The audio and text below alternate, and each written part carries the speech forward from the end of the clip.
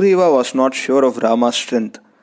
He said to Rama, "Sir, look at those gigantic sandal trees standing in a row.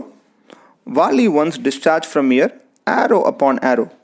Each arrow penetrated the trunk of the tree and came out on the other side. Such is the strength of my brother. I don't know how you can win him." Rama rose from his seat, saying, "I think, O Sugriva, I must first create faith in you." He went near the sandal trees and discharged an arrow. This arrow went straight through the trunks of the 7 of the trees standing in a row and fell on the other side and buried itself deep into the ground. Sugriva was filled with amazement. Now all of them proceeded to Kishkinda, the capital city of Vali. In a few hours, they reached the outskirts of the city.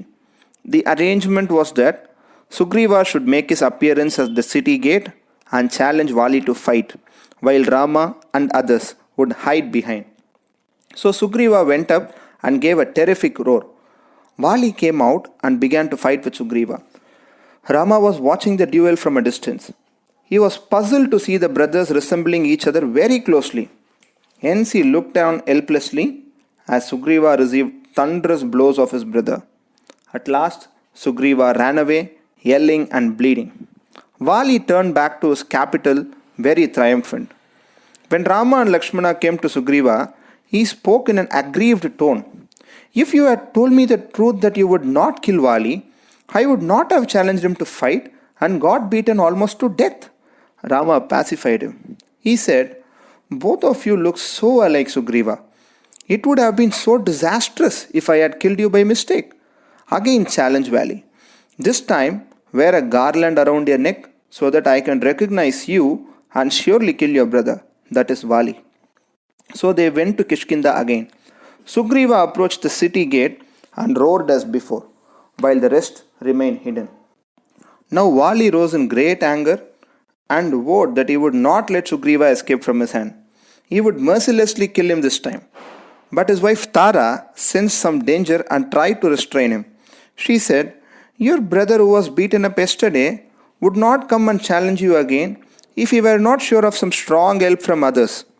Moreover, my husband, I hear from our son Angada that 2 princes have come to help Sugriva."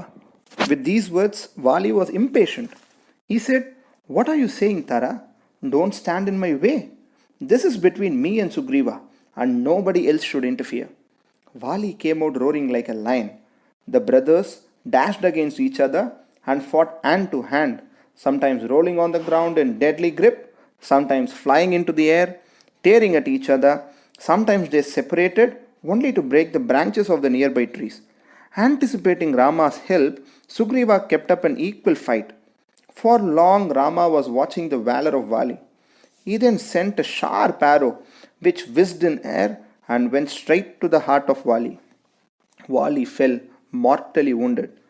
Rama with his companions came near Vali. Struggling with death, Vali began to taunt Rama for his cowardly act. He asked, "Rama, is it your dharma to kill one who is engaged fighting with another? You are not fit to be a king.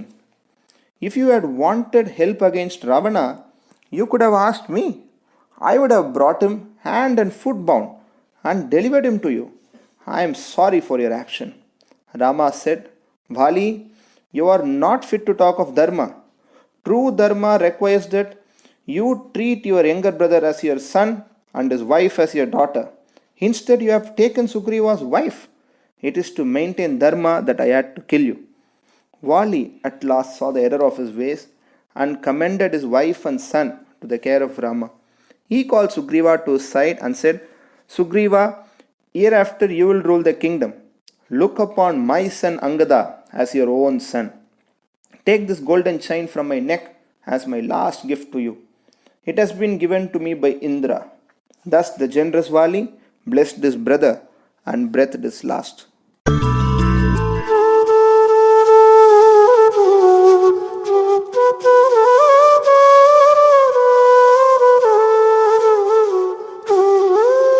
Thank you.